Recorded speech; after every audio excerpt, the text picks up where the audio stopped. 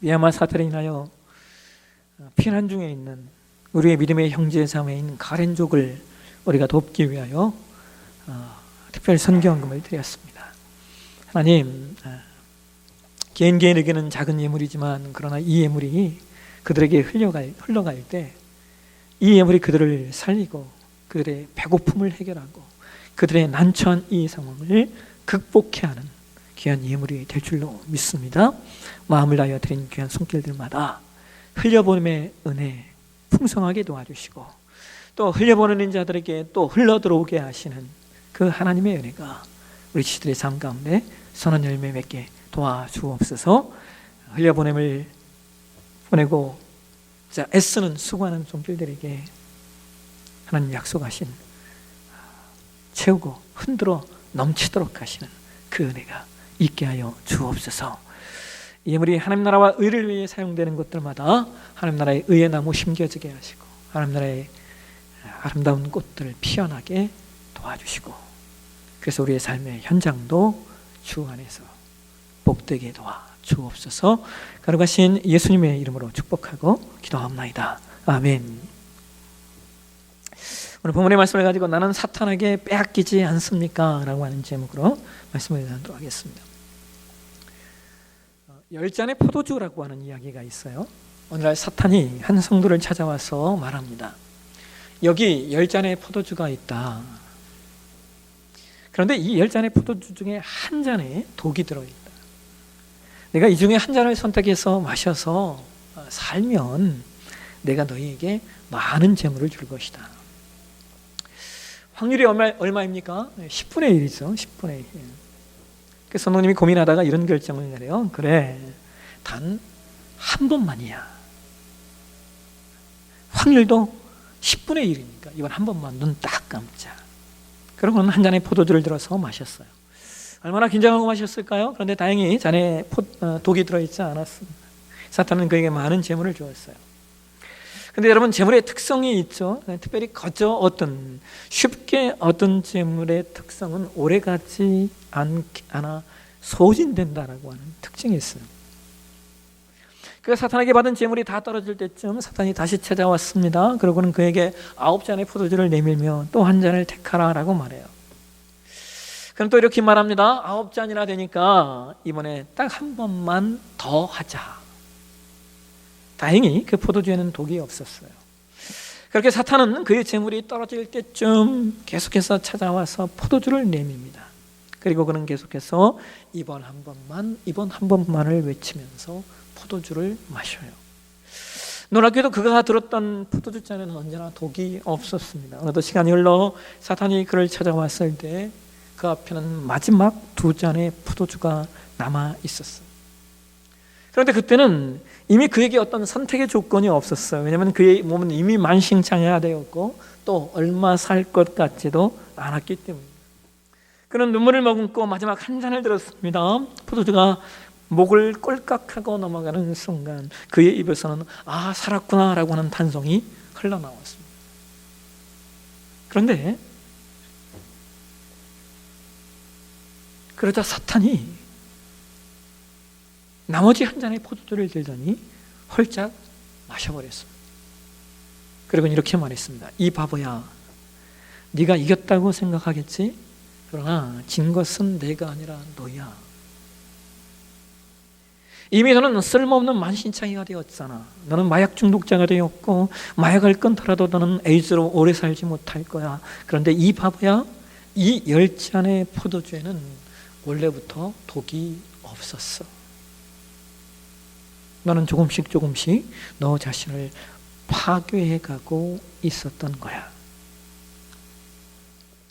여러분, 이 이야기는 만들어낸 이야기이지만 이 이야기 속에는 그 사탄의 역사가 얼마나 간교하고 얼마나 치밀하고 또 얼마나 전략적인가를 확인할 수 있어요. 그래서 우리가 늘 조심해야 될 것이 뭐냐면 이런 거죠. 어떤 큰 게 아니라 우리가 늘 조심해야 될 건 사실상 작은 거예요. 뭡니까? 이번 단 한 번만. 이 정도는 좀 괜찮겠지. 우리 삶이 큰 것 때문에 멀어지는 것이 아니라는 거예요. 작은 것들. 이번 단 한 번만 더. 이 정도는 괜찮지 않을까? 이것이 우리의 삶을 흔든다라고 하는 거예요.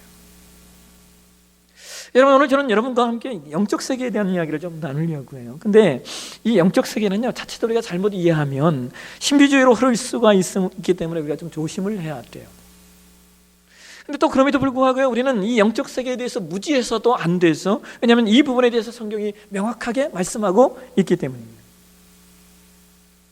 지난 금요일에 원데이 그 다니엘 기도회가 있었어요. 그날 강사로 나오셨던 분이 윤치영 목사님이신데요.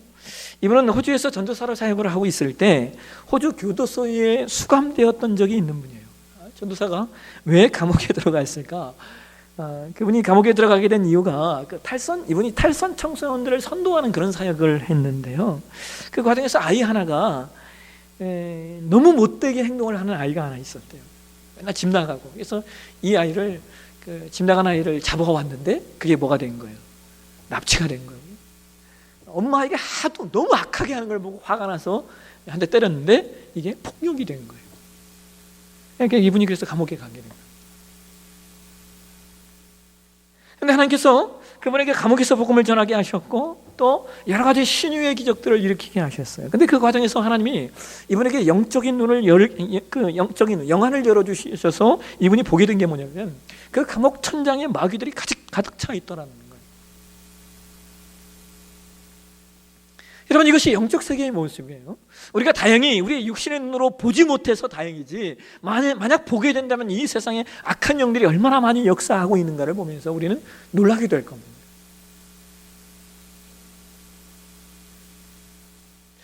여러분, 제가 여러분이 어떻게 이해하실지 몰라서 한 번도 얘기했던 적이 없는데요. 오늘 좀 이 부분에서 좀 이야기를 좀 하려고요. 조심스러워요. 근데 여러분 아시죠? 제가 뭐 신비주의 목회를 하는 사람은 아니잖아요. 그리고 우리 교회는 그 어떤 교회보다 이성이 강한 교회예요.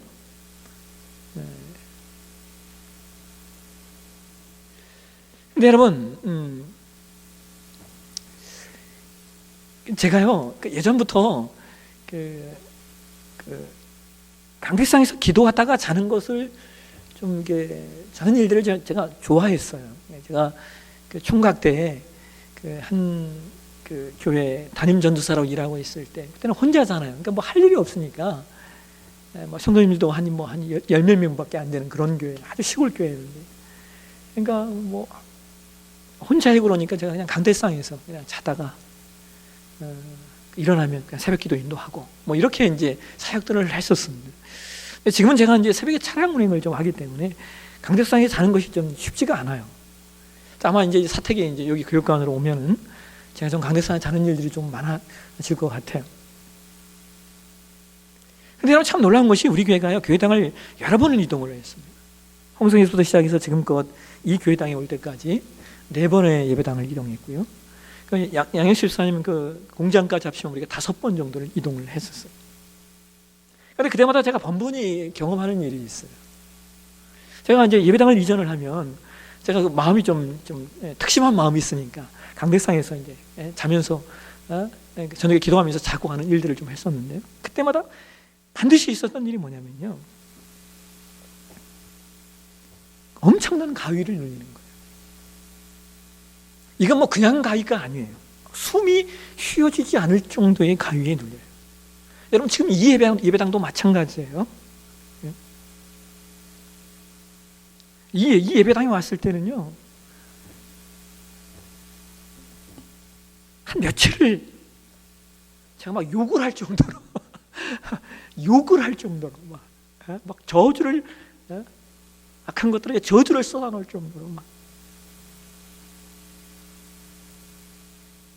근데 제가 그런 일이 있다라고 하는 것을 알면서도 의도적으로 그 강대상에 사는 이유가 다른 게 아니에요. 뭐냐면 그런 과정을 몇 번 이렇게 거치잖아요. 그럼 그 다음부터는 그런 일들이 사라져요. 없어지게 돼요. 여러분, 우리가 악한 영에 대해서 이야기할 때 반드시 기억해야 될 내용이 2가지가 있어요. 하나는요, 너무 그것에 몰입되지 말라는 거예요. 왜냐하면 너무 영적인 것에 깊이 빠져들면요, 모든 걸 다 그걸로 해석하는 분들이 있어요. 다 그걸로만. 근데 여러분, 세상은 사람의 눈으로 보이지 않는 영역도 있지만 사람의 눈으로 보이는 세계가 있잖아요. 예? 그래서 그래서 우리가 모든 걸 다 영적으로 해석하면 신비주의에 빠져들게 돼서 눈으로 보이는 세계를 살지 못하는 문제가 생겨요. 그래서 우리가 그 세계에 너무 몰입되면 안 돼요. 그러나 그 다음에 또 하나가 뭐냐면요, 우리는 악한 영의 세계와 그 존재에 대해서 그럼에도 불구하고 우리가 그것을 너무 터부시 여겨서는 안 된다라고 하는 거예요. 왜요? 눈에 보이는 세계는 여러분, 눈에 보이지 않는 세계의 지배를 받기 때문입니다. 여러분 이걸 이해하시겠습니까? 눈에 보이는 세계는요, 눈에 보이지 않는 세계의 지배를 받아요. 그래서 우리가 하나님이 계신 것을 믿는다면 자연스럽게 악한 영의 세계도 있음을 인정해야 돼요. 그리고 그 속에서 우리가 그래야 경성하게 됩니다. 오늘 저는 사탄이 무엇이고 사탄이 어떻게 역사하는지에 대해서 간단하게 좀 말씀을 살펴보려고 해요. 먼저 사탄이 무엇인지 한번 좀 살펴볼까요? 사탄은 성경에 마귀라고 하는 단어로도 사용이 되는데요. 근데 여러분, 오늘 우리가 아까 불렀던 찬송가 348장은 조금 이게 잘못 쓰고 있는 거예요. 왜 그러냐면 마귀는 단수입니다. 근데 아까 불렀던 우리 찬송에는 마귀 들고 하라고 표현했잖아요. 이게 좀 잘못 표현한 겁니다. 마귀는 단수예요. 복수가 아니에요. 그래서 사탄과 마귀는 동일어예요. 동일어. 예? 그러니까 우리가 사탄 마귀라고 말하는데요. 그런데 왜 이 약한 영을 사탄 혹은 마귀라고 표현하냐면, 사탄이라고 하는 단어는요, 그 뜻이 고소자라는 뜻이고요, 마귀는 그 뜻이 무슨 뜻이냐면 파괴자라는 뜻이에요. 그렇다면 여러분, 왜 이 악한 영에게 사탄 혹은 마귀라고 하는 두 개의 이름이 있는가? 그것은 이 악한 영이 하는 일이 고소하는 일이고 또 파괴하는 일이기 때문에 그래요. 그런데 여러분, 이 두 가지 일이 영역에 있어서 구별이 돼요. 사탄이 고소하는 일들은 하늘에서 이루어져요. 하늘. 네. 요한계시록 12장 10절에 성경이 이렇게 말해요. 한번 보실까요? 요한계시록 12장 10절 말씀을 한번 같이 한번 읽도록 하겠습니다. 내가 또 들으니 하늘에 큰 음성이 있어 이르되, 이제 우리 하나님의 구원과 능력과 나라와 또 그의 그리스도의 권세가 나타났으니 우리 형제들을 참수하던 자, 곧 우리 하나님 앞에서 밤낮 참수하던 자가 쫓겨났고. 자, 여러분, 요한계시록 12장 10절 말씀은요, 우리가 이 말씀 한 구절만 갖고 해석하는데도 되게 오랜 시간이 걸려요. 그런데 여러분, 그냥 간단하게 요한계시록 12장 10절에 뭐라고 얘기해요? 어떤 자가 있다라고 얘기해요? 참수하는 자가 있대요. 이 참수하는 자가 누구예요? 사탄이죠. 그래서 사탄이 고소하는 일은 하늘에서 이루어지는 거예요. 반면에 마귀는 파괴하는 일을 한다라고 했잖아요. 이 마귀가 파괴하는 일은 어디에서 이루어지는 겁니까? 이 땅에서 이루어지는 거예요. 이 땅에서. 자, 여러분 보세요. 인간이 끊임없이 무엇인가를 세우는 존재인 것 같죠? 예? 여러분, 인간은 끊임없이 뭔가를 세우는 존재인 것 같죠? 여러분, 그렇지 않습니다. 잘 생각해 보세요. 인간이 세우는 게 많은지 아니면 파괴하는 게 많은지. 여러분, 코로나19가 왜 왔어요? 인간이 세운다라고 생각했는데 그게 파괴하는 것이었다라고 하는 거예요. 이제 우리 다음 세대들은 앞으로 뭘 맞이하게 됩니까? 자연재해에 대해서 이제 다음 세대들은, 앞으로 오고 오는 세대들은 그것 때문에 힘든 삶을 살게 될 텐데, 예? 인간이 세우는 거였습니까? 파괴하는 것이었다는 거예요. 그런데 여러분, 인간이 파괴하는 일이 그런 일일 뿐만입니까? 여러분, 지구상에서 일어나는 이 전쟁을 보면요, 예? 여러분, 인간은요, 전쟁으로 600만 명을 죽여요. 인간은 이데올로기, 이즘, 예? 공산주의라고 하는 그 사상, 그걸로 인해요 수백만 명을 죽인다고요. 그냥 그 사상 하나 때문에. 그 사상을 지켜가기 위해서 수백만 명의 사람들이 죽어야 돼요. 여러분, 이게 상상이 되십니까? 그런데 그 일의 배후에는 누가 있기 때문이라는 거예요. 파괴자 마귀의 역사가 있기 때문이라는 거예요. 그래서 이게 마귀가 하는 일이에요. 그다음에 또 성경은 이 사탄 마귀를 또 어떤 내용으로 표현하기도 하냐면 고린도서 4장 4절을 한번 보실까요? 고린도서 4장 4절에 성경이 이렇게 얘기합니다. 같이 한번 읽겠습니다. 그 중에 이 세상의 신이 믿지 아니하는 자들의 마음을 혼미하게 하여 그리스도의 영광의 복음이 광채가 비추지 못하게 하미니 그리스도는 하나님의 형상이니라. 자, 여러분, 여기 사탄 마귀를 고린도서 4장 4절에 뭐라고 얘기해요? 세상의 신이래요. 근데 그 신이 무슨 일을 해요? 예? 사람들의 마음을 혼미케 하는 일들을 하는 거예요. 여러분, 이것을요, 예수님은 요한복음 14장 30절에 뭐라고 말했냐면요, 세상의 임금이라고 말씀하셔요. 그러니까 사탄 마귀는 세상의 신이요 세상의 임금으로 존재하는 거예요. 여러분, 그렇기 때문에 이 사탄 마귀가 마태복음 4장에서 예수님을 세 가지로 시험할 수 있었다는 겁니다. 왜요? 예수님이 사탄 마귀가 세상의 임금으로 있는 이 세상에 성육신으로 오셨기 때문에. 그러니까 여러분, 우리는 사탄 마귀의 존재성이 참소하는 일이고 사탄 마귀의 존재성이 파괴하는 일이며 세상의 임금으로 사람들의 마음을 혼미하게 하는 자다라고 하는 사실을 놓치지 않으셔야 돼요. 이게 사탄의 존재성입니다. 그 다음 두 번째, 그럼 사탄 마귀의 역사가 이 땅에서 어떻게 이루어지는가? 여러분, 사탄 마귀의 역사를 우리가 성경 말씀을 성경에 많은 말씀들이 기록되어 있기 때문에 여러 가지로 말씀을 드릴 수 있는데요, 오늘 저는 그 중에 하나, 오늘 본문에 오늘 저와 여러분이 봉독하는 마가복음 4장이 말씀하고 있는 내용 하나만 좀 말씀을 드릴게요. 마가복음 4장 15절 말씀 한번 보실까요? 예, 같이 한번 읽겠습니다. 말씀이 길가에 뿌려졌다는 것은 이들을 가리킴이 그 말씀을 들었을 때 사탄이 즉시 와서 그들에게 뿌려진 말씀을 빼앗는 것이요. 여러분, 마가복음 4장의 말씀은요, 예수께서 4장 1절 이하에 먼저 어떤 얘기를 하냐면 네 가지 땅에 떨어진 씨에 대한 비유를 하셨어요. 그리고 이 네 가지 땅에 떨어진 씨에 대한 비유를 말씀하신 다음에 오늘 우리가 읽은 10절 이하의 말씀은 그 비유에 관한 말씀을 해석해 주시는 거예요. 예수님이 씨를 무엇에 비유했다라고 말씀하고 계시냐면 말씀에 비유했다는 거예요. 말씀. 그래서 하나님의 말씀이 어디에 떨어지느냐에 따라서 달라진다는 거예요. 하나님의 말씀이 길가에 떨어지거나 돌밭에 떨어지거나 혹은 가시떨기에 떨어져서는 안 된다는 거예요. 왜요? 그러면 열매를 맺지 못하니까. 여러분, 우리가 이 말씀을 거꾸로 해석하면요, 내 삶에 열매가 맺혀지지 않는 이유는 나의 마음밭에 하나님의 말씀이 없기 때문이라는 거예요. 여러분, 이 얼마나 안타까운 일이에요? 신자의 삶은 삶에 열매가 맺혀져야 되는데 그 열매가 없다?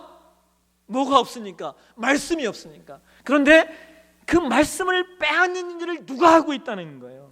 사탄이 그 일을 하고 있다라고 하는 겁니다. 그러니까 여러분, 우리가 내 삶에 말씀이 없고 그 다음에 내 삶에 열매가 없다면요, 이게 사탄의 역사인지도 모른다라는 생각을 하셔야 돼요. 최근에 제가 페이스북에서 이렇게 그냥 한 번도 개인적으로 뵌 적도 없는데 교제를 하는 몇 분의 목사님들이 있어요. 근데 한 분의 목사님인데 그 한 분의 목사님이 연세도 꽤 되셨고 교회도 그냥 큰 교회를 목회하시는데 이분이 가끔 이렇게 전화가 와요. 이분이 전화하셔서 뭐라고 얘기하냐면 저에게 이런 탄식을 하셔요. 한 목사, 교회가 커지니까 설교하기가 힘들다. 제가 왜? 무슨 말씀이세요? 그랬더니 설교를 하려고 하면 이 설교를 하려고 하면 이 집사님이 걸리고 저 설교를 하려고 하면 저 집사님이 걸리고 또 이 설교를 하려고 하면 이 장로님이 걸리고 이 권사님이 걸리고 설교를 못하겠다 웃어가면서 얘기를 하시는 거예요. 그래서 그 얘기를 듣고 우리는 어떻지? 이렇게 생각해 보니까 우리는 그래도 그런 일들이 많지는 않아요. 근데 없지는 않더라고요. 예전에 제가 창세기 강의할 때 강의 설교가 어려운 분이 계셨어요. 그래서 왜 맨날 목사님 똑같은 창세기만 설교하냐고 하시는 분도 있고요. 또 어떤 분은 제가 예전에 한번 예?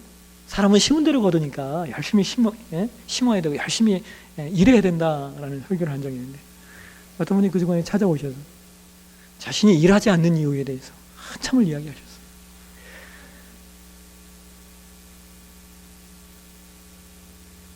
설교하기가 어려워요.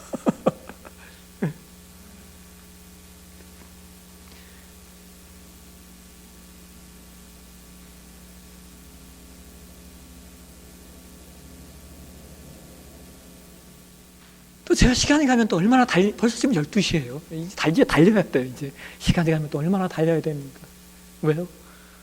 예배는 왜 꼭 한 시간에 끝내야 되는 거예요? 끝내야 되는 거지. 저는 이해를 잘 못하겠는데 예배를 좀 한 시간에 끝내주실 수는 없나요? 하시는 분들도 없잖아 있어요.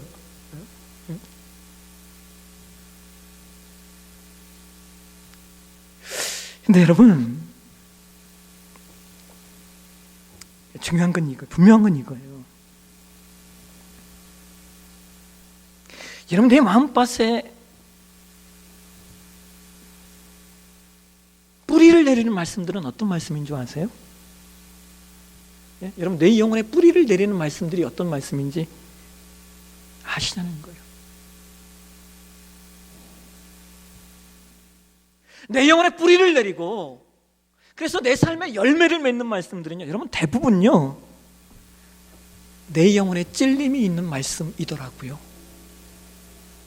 아닙니까? 내가 듣기 좋은 말씀이 아니라 내 영혼에 찔림이 있는 거예요. 오히려 내가 듣기 싫은 말씀, 오히려 나를 거스르는 말씀이 나에게 주신 말씀이더라는 거예요. 왜? 그래야 내 삶이 변화되고 내 삶이 변화되어야만 내 삶에 열매가 맺히니까. 여러분, 사무엘상 2장에 보면요, 그 당시 제사장이었던 엘리와 그의 아들 두 아들 홈리와 비느하스에 관한 얘기가 나와요. 근데 이 홈리와 비느하스가 얼마나 이 나쁜 놈들이냐면요, 백성들이 하나님께 제사를 드리기 위해서 제물을 갖고 오면요, 그 제물 중에 좋은 것들을 다 자기가 먼저 자신의 것으로 취합니다. 그리고 심지어 회방문에서 수종드는 여인들과 동침을 하면서 죄악을 저질러요. 그래서 하나님이 그들을 죽이시겠다고 작정하였다라고 성경이 말하는데요, 근데 여러분, 바로 그러한 시대를 성경이 뭐라고 정의 내리고 있는 줄 아세요? 사무엘상 3장 1절 한번 보실까요? 예, 같이 한번 읽겠습니다. 아이 사무엘이 엘리 앞에서 여호와를 섬길 때에는 여호와의 말씀이 희귀하여 이상이 흔히 보이지 않았더라. 여러분, 여기 이 이상이라는 단어가 영어 성경에 보면요, 비전이라고 번역을 했어요. 비전. 여러분, 죄악의 시대에 하나님의 말씀이, 죄악의 시대는 하나님의 말씀이 희귀해진대요. 그리고 하나님의 말씀이 희귀해지면 하나님의 비전이 없는 거예요.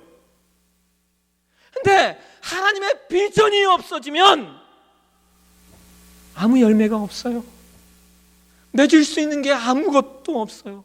열매 없는 죽은 나무가 되는 거예요.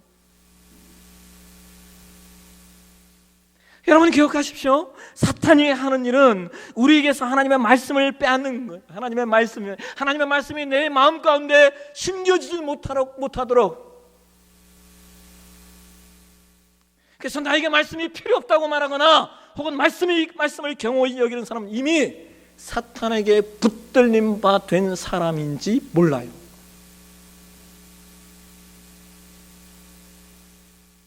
여러분, 오늘 우리는 사탄에게 하나님의 말씀을 빼앗기고 있지 않으십니까? 기록된 말씀과 선포된 말씀을 통하여 사탄의 모든 결박을 끊어내서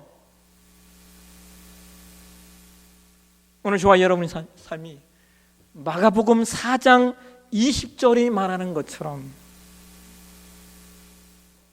좋은 땅에 뿌려졌다는 것은 곧 말씀을 듣고 받아 30배나 60배나 100배의 결실을 하는 자니라 라고 하는 이 말씀처럼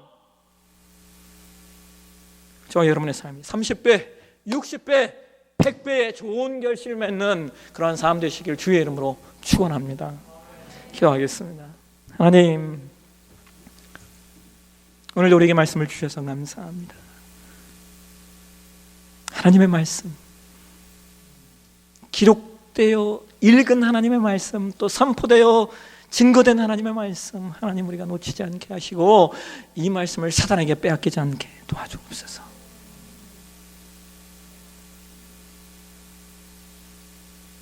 그래서 선한 열매 맺는 우리 되게 하옵소서.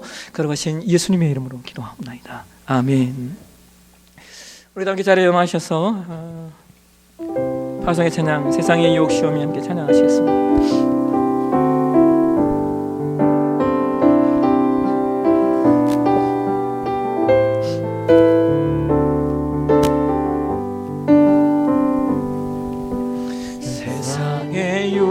시험이 내게 몰려올 때에 나의 힘으론 그것들 모두 이길 수 없네.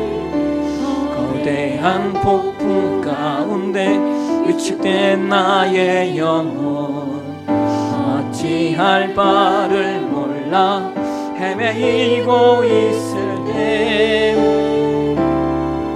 주를 손을 들고 찬양. 전쟁은 나에게 속한 건 아니니 주를 찬양.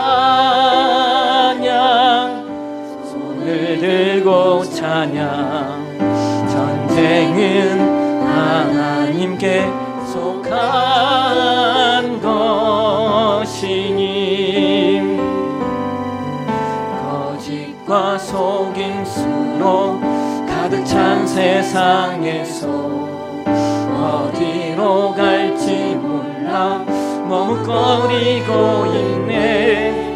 공중의 권세 잡은 자 지금도 우리들을 실패와 절망으로 넘어뜨리려 하네.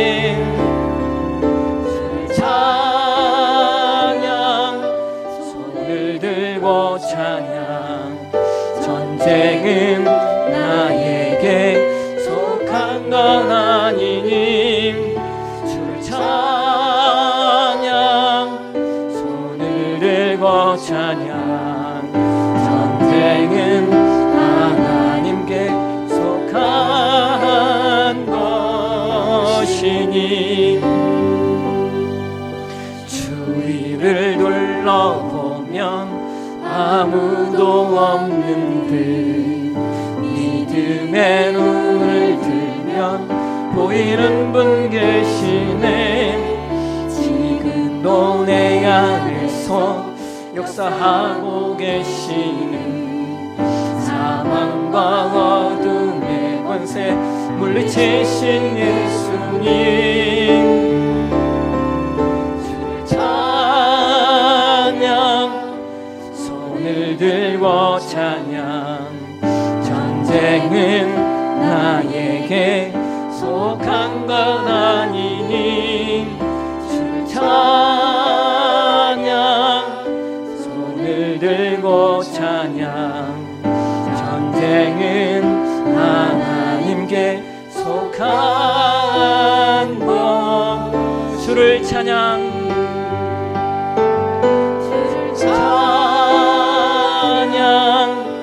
손을 들고 찬양. 전쟁은 나에게 속한 건 아니니 주를 찬양. 손을 들고 찬양. 전쟁은 하나님께 속한 것이니. 시간 우리 함께 좀 기도하길 원합니다. 여러분, 사탄에게 말씀을 빼앗기지 않아요. 우리가 열매를 맺을 수 있어요. 말씀을 경홀히 여기면 우린 열매 맺는 삶이 되지 않아요. 내 영혼을 찌르는 하나님의 말씀, 내 귀에 거슬리는 하나님의, 때로 내 신에 거슬리는 것 같은 그 말씀, 여러분, 그 말씀이 나를 변화시켜요. 그리고 그 말씀이 나를 새롭게 합니다. 그래서 내 영혼을 찌르는 말씀을 우리는 마음 가운데 담아야 돼. 그래야만 우리가 30배, 60배, 100배의 열매를 거두는 존귀한 삶이 됩니다. 이 시간 함께 기도하며 나아갈 때 하나님, 사탄에게 마음을 빼앗기지 않게 도와주십시오. 말씀을 경홀히 여기지 않게 하시고 내 영혼을 찌르는 하나님의 말씀을 기쁨으로 받고, 그래서 30배, 60배, 100배의 비전의 열매를 거두는 하나님의 사람 내가 되게 해달라고. 말씀이 희귀한 시대에 말씀이 존귀함을 선포하는 우리 되게 해달라고, 내가 되게 해달라고. 자, 우리 이렇게 주여 한번 부르시고 우리 간절한 마음으로 기도하며 나아가도록 하겠습니다. 주여, 하나님 오늘도 우리에게 말씀을 주셔서 감사합니다. 하나님, 정말 아버지 악한 영이 아버지 하나님의 말씀을 빼앗는다라고 말씀하셨어요. 사탄이 하는 일이 뭐냐? 말씀을 빼앗고 말씀이 우리의 마음 가운데 뿌리 내리지 못하게 하고, 그래서 우리의 삶에 열매 없도록 만드는 것, 이것이 사탄의 이름을 아버지 우리가 오늘 말씀 속에 봅니다. 주님, 우리가 이 사탄의 역사 앞에 경성하게 도와주옵소서. 아버지 이 사탄이 날마다 우리에게 말씀을 빼앗아서 우리를 흔들고 우리의 마음을 빼앗고 요동케 하는데, 하나님 이것에 지지 않도록 도와주옵소서. 그래서 아버지 오늘 나에게 주신 이 말씀들이 아버지 내가 이 선포된 말씀과 기록된 말씀을 통하여서 오늘 나에게 주신 이 말씀을 내가 마음으로 받게 하시고, 그래서 이 말씀이 내 영혼을 찌르고 내 영혼을 새롭게 하고, 그래서 30배, 60배, 100배의 열매를 거두는 그 존귀한 삶, 우리의 삶이 되길 소망합니다. 하나님 우리를 도와주시고 우리를 붙들어 주시고 하나님 우리를 주장해 주셔서, 주여 이 하나님의 말씀이 희귀한 이 시대에, 주님 이 하나님의 말씀이 희귀한 이 시대에 하나님의 말씀이 우리에게 비전이 되어서 그 비전 부여잡고 이 땅에서 선한 열매 거두는 아버지 우리 교회 될 수 있도록 하나님 우리를 인도해 주시고 아버지 우리 가운데 역사해 주시옵소서. 하나님 우리를 도와주시고 우리를 붙들어 주시고 우리를 지켜주시고 날마다 깨어 경성하는 우리 될 수 있도록 사탄에게 우리의 마음을 빼앗기지 않는 우리 되게 하나님 우리를 도와주시기를 소망합니다.